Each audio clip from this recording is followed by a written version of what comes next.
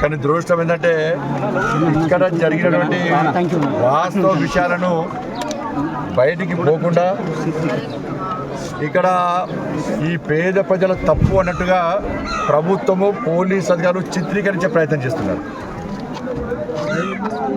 ఇలా నిజాం కాలంలో మహిళలను నగ్నంగా బతుకమ్మను ఆడించే పరిస్థితి చూస్తాం మనం. కేసీఆర్ కూడా అదే చూపెట్టాడు.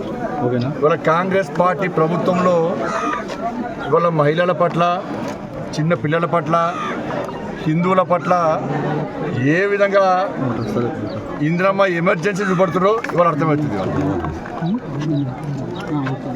జరిగింది ఒకటైతే బయట ప్రచారం చేసి ఒకటి, చివరికి ఇబ్బంది పడేది హిందువులే. ఏం జరిగింది ఆ రోజు? హోలీ పండుగ రోజు వాళ్ళ ఆచారం, వాళ్ళ సాంప్రదాయం, అమ్మవారిని తీసుకొచ్చి వాళ్ళ కాముడి దానం అమ్మవారిని తీసుకొచ్చి అమ్మవారిని ప్రతిష్ఠించి ఆ రోజు భక్తి పాటలతో కార్యక్రమం చేసేటువంటి ఒక సాంప్రదాయం వాళ్ళది. ఒక్కొక్క కులాంది ఒక్కొక్క సాంప్రదాయం ఉంటుంది. ఆ రోజు కార్యక్రమం నడుస్తూ ఉన్నది. నడుస్తుంటే కొంతమంది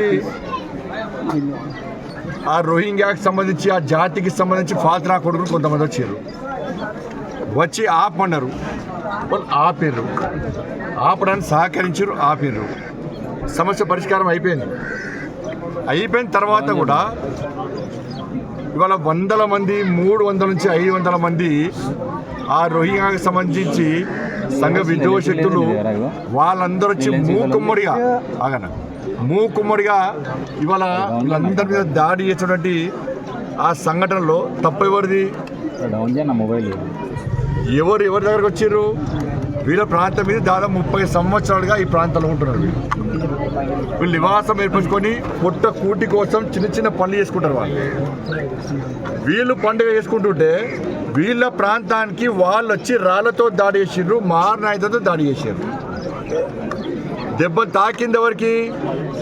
ఇక్కడ రూప అనేటువంటి ఆ మహిళకు దెబ్బ తాకింది, సమ్మక్క అనేటువంటి మహిళకు దెబ్బ జరిగింది, అబ్బాయి పేరు వరుణ్కు దెబ్బ జరిగింది, అనీషకు దెబ్బ జరిగింది. వీళ్ళందరూ కూడా రాళ్ల దాడిలో గొడవలైనాయి. రాళ్ల దాడిలో వాళ్ళకి గాయాలైనాయి. వీళ్ళు వేరే మసీదు ఓలే, ఆ రోహింగ్యాల ప్రాంతానికి వీళ్ళు ఓలే. వీళ్ళ ప్రాంతానికే వాళ్ళు వచ్చి దాడులు చేశారు. వీళ్ళ ప్రాంతానికే వాళ్ళు వచ్చి దాడి చేసి అసభ్యకరంగా ప్రవర్తించారు. చిన్న పెద్ద ముసలి ముత్క తేడా లేకుండా ఎక్కడ పడితే అక్కడ కొట్టారు. ఎవరి తప్పు? ఇలా బైన్సాలకి ఇదే జరిగింది. నేను మీడియాకు 2 చేతులు జోడించి రిక్వెస్ట్ చేస్తున్నా, మీడియా యాజమానికి, మీడియా మిత్రులకు. అన్న ఎట్లయిపోయిందంటే తెలంగాణ రాష్ట్రంలో హిందువుల పరిస్థితి ఇలా మీడియా చూపెట్టే పరిస్థితి లేదన్నా. హిందువుల మీద దాడులు జరిగితే శాంతి భద్రత సమస్య అని మీరు చూపెడతలేరు. హిందువుల మీద దాడులు జరిగితే శాంతి భద్రత సమస్య వస్తుంది మీడియాకు, మీడియా యాజమాన్యానికి. బైన్సాలో ఏం జరిగింది? బైన్సాలో జరిగింది దారుణం. అది అక్కడ ఒక మసీద్ మీద 4 రాళ్ళు పడితే ఇదే మీడియా కోడే కూర్చుంది. మీడియా మసీద్ మీద దాడి జరిగింది, మసీద్ మీద దాడి జరిగింది అని చెప్పి కుంభం మునిగినట్టే. మరి అదే బైన్సాలో హిందువుల ఇళ్ల మీద దగ్ధం చేస్తే ఏ మీడియా చూపట్లే. శాంతి భద్రత సమస్య వస్తుంది, శాంతి భద్రత సమస్య వస్తుంది మీడియాకు. పోలీసు చెప్తానే శాంతి భద్రత సమస్య వస్తుంది, ప్రభుత్వం చెప్తానే శాంతి భద్రత సమస్య వస్తుంది. ఏం హిందువులు వనిగా నిన్న జరిగింది ఏ మీడియా చూపెట్టింది? ఏ యాజమాన్యం చూపెట్టింది? కోట్ల రూపాయలు వీళ్ళ దగ్గర ఏమన్నా? డబ్బుల్లో వాళ్ళేమన్నా? కోటీశ్వర్ల వాళ్ళేమన్నా? గవర్నమెంట్ జాబ్ చేస్తున్న వాళ్ళేమన్నా? ప్రైవేట్ జాబ్ చేస్తున్న వాళ్ళేమన్నా? బిల్డింగ్ కట్టుకున్న వాళ్ళేమన్నా? పొట్ట కూటి కోసం కూలి పని చేసుకుంటారు వాళ్ళు. రోజు 200 రూపాయలు కూలి పని చేసుకుంటారు వాళ్ళు. 200 రూపాయలు వస్తే 100 రూపాయలు ఖర్చు పెట్టి 100 రూపాయలు కుటుంబ పోషణ కోసం ఉంటారు వీళ్ళు, పేదోళ్ళు వీళ్ళు. వీళ్ళకి మీడియా కనబడతలేదు. వీళ్ళు దాడులు చేసిన సంఘటన మీడియా కనబడతలేదు. వీళ్ళ తలలు పడిన సంఘటన మీడియా కనబడతలేదు. వాళ్ళు కొట్టినటువంటి మీడియా విజువల్స్ మీడియా చూపెట్టదు. శాంతిభద్రత సమస్య వస్తుంది మీడియాకు. పోలీసులకు శాంతిభద్రత సమస్యనే, ప్రభుత్వానికి శాంతిభద్రత సమస్యనే, మీడియాకు శాంతిభద్రత. మీడియా విమర్శిస్తారన్న, రిక్వెస్ట్ చేస్తున్నాను మీకు 2 చేతులు జోడించి రిక్వెస్ట్ చేస్తున్నాను. వాస్తవ విషయాలు చెప్పట్టున్నాను. కర్ణాటకలో చిన్న సంఘటనను దేశం మొత్తం కోడే కూర్చుందన్న. 90% కాలిపోయింది ఆమె 1 year పాప ఉన్నాడు, పాలు తాగుతాడు బాబు ఆయమని కూడా తీసుకుపోయి ఆయమని కూడా రిమాండ్ చేసారు వాళ్ళు. జైల్లో ఉండేటప్పుడు ఆమె వేడి లేచి తీసుకుపోయి జైలు వేసారమని ఒకటే చెప్తున్నాను నేను. దాడి చేసింది ఎవరు? వాళ్ళు. దాడి చేసినప్పుడు చర్యలు తీసుకోవాల్సింది ఎవరి మీద? వాళ్ళ మీద తీసుకోవాలి. ఇలా ఏమైందంటే వాళ్ళు కొట్టినా పడాలి, వాళ్ళు దాడులు చేసినా భరించాలి, వాళ్ళు చేసిన విధ్వంసం చేసినా భరించాల్సిందే, వాళ్ళు చంపినా చావాల్సిందే. ఏమైతే లాస్ట్ పోలీసు ఏం చేస్తారు? ఏదో ఆస్తి పంచుకున్నట్టే వీళ్ళ దాని గురిని వాళ్ళనేది.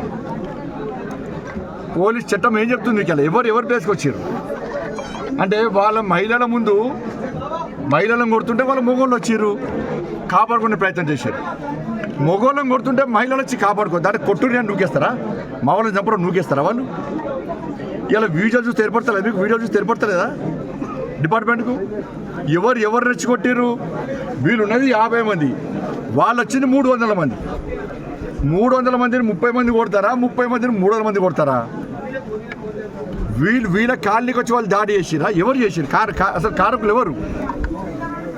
నమాజ్ చేసుకుంటాం వద్దానమా? మేము వద్దానమా?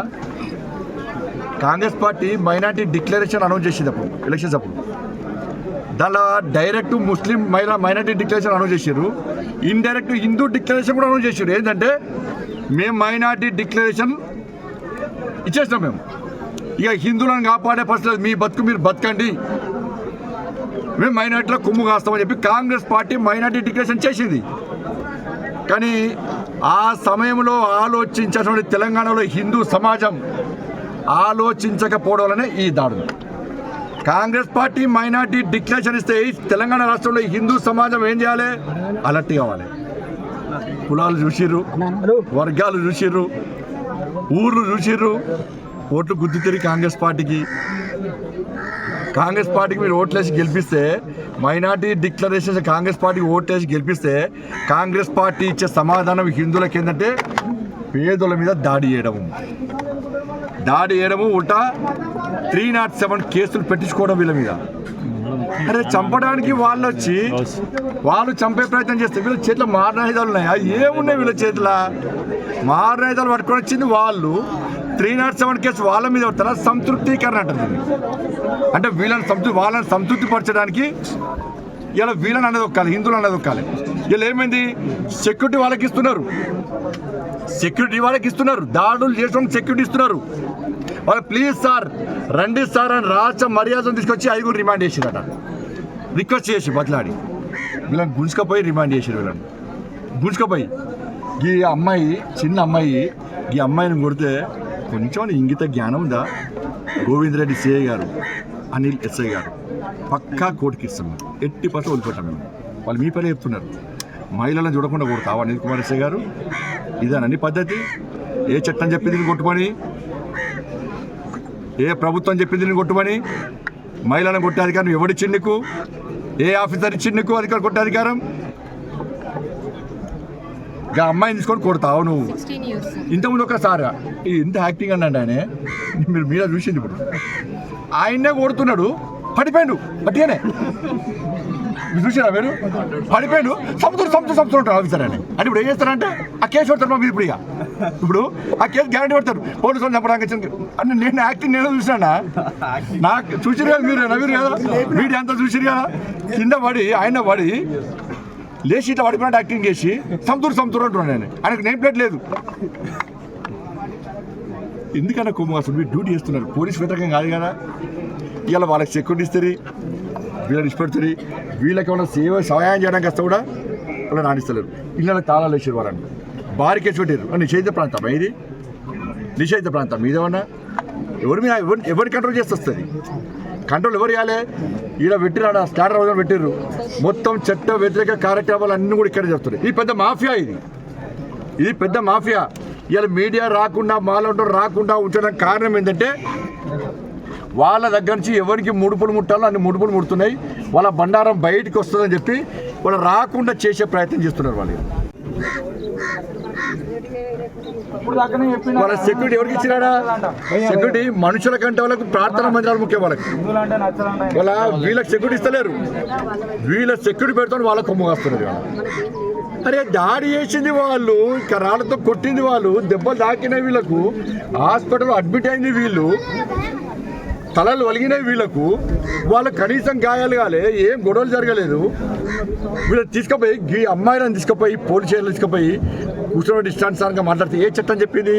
ప్రభుత్వం ఏం చేయాలి? ఇప్పుడు ఆ పోలీస్ అధికారుల మీద యాక్షన్ తీసుకోవాలి.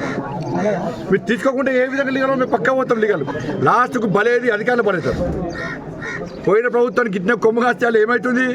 అధికారులే బలైపోయారు. ఈ ప్రభుత్వానికి కొమ్ము కాస్తే బలేదు అధికారులే. కానీ ఇప్పటికైనా వీళ్ళకు రక్షణ కల్పించాలి, వీళ్ళకు అన్ని సదుపాయాలు ఇవ్వాలి. వెంటనే ఈ ప్రాంతంలో ఇదే ప్లేస్లో వీళ్ళకి ఇళ్ళని నిర్మించేయాలి, పక్కా ఇళ్ళని నిర్మించేయాలి, వీళ్ళకి అన్ని రకాల సెక్యూరిటీ ఇవ్వాలి. వీళ్ళ మీద కేసులు మొత్తం ఎత్తేయాల్సిందిగా భారతీయ జనతా పార్టీ రాష్ట్ర ప్రభుత్వాన్ని డిమాండ్ చేస్తున్నది. మేమేదో ఇలా గొడవ చేయడానికో మొనే రావాల్సి ఉండే, ప్రభుత్వం నమ్మకం ఉండే చేస్తుంది కావచ్చు అనుకున్నాం మేము. కానీ మైనార్టీ డిక్టేషన్ గిట్లుంటారు నాకేం తెలిసే, ఇంత ఘోరంగా మైనార్టీ డిక్టేషన్ అనుకోలేదు నేను, ఇప్పుడు తెలుస్తుంది అనేది. కానీ ప్రభుత్వం వెంటనే స్పందించాల్సిందిగా డిమాండ్